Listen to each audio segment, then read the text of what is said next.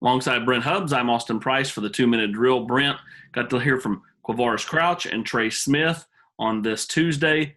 What stood out to me was the fact that Trey Smith just body bagged the NCAA, calling the guys sitting around drinking coffee and looking at papers and suits.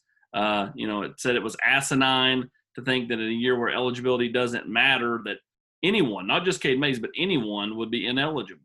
Common Well, sense, Hubbs, common sense. no, I agree 100%. And look, the thing that you know about Trey is Trey and Cade have known each other for a long time. They're friends. They were friends when Cade went to Georgia. They remained friends and continued to have conversations. So this is not just about trying to get a good player next to Trey on the offensive line. This is about Trey advocating for his friend to be able to play this year of football, which, again, if this is indeed the conference trying to block this, for 1 year in a year where eligibility doesn't count, and we all know that the one-time transfer rule is going to go into effect next year. I mean, what are you holding out for?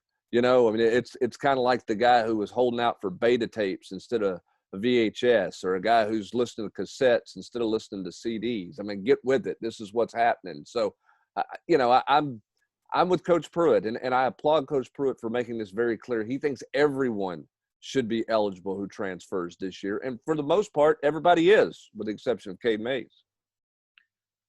Your thoughts from Quavaris Crouch? He had some high praise for Jeremy Banks. Talked about how they're all trying to learn every linebacker position. That way they can kind of be interchangeable. That's nothing new. That happens with every staff in America. But you're kind of just your overall thoughts on Q. I think for Q, there was a real excitement in his voice about getting to play. And this is a guy who had all-season surgery. He wasn't going to go through spring practice. And I think that's a guy who you can sort of get a sense that he's feeling game day coming. Obviously he's healthy and he's able to play. And I thought you had a real sense of excitement about just the opportunity to go out and play the game of football, a game that he obviously has great passion for.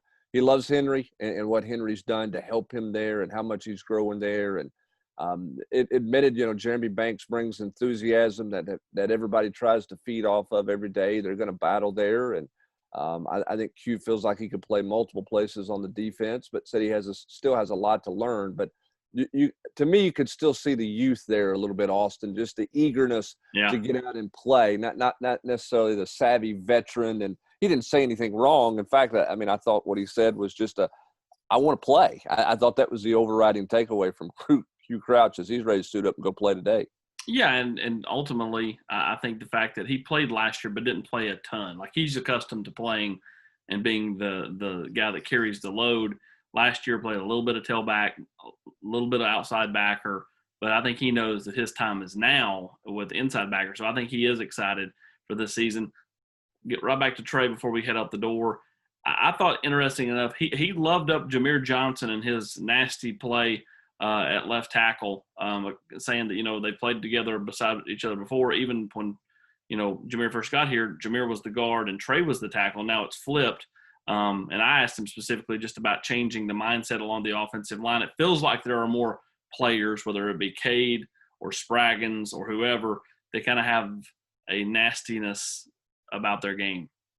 Well, and I go back to a year ago in the spring when Jim Chaney was first here. And you remember those drills they had to do over and over and over again because they weren't finishing the way Jim Chaney wanted them to finish and the way Will Friend wanted them to finish. So I think it's a work in progress to get to that mentality. And I think Trey is there. I think Cade has that mentality.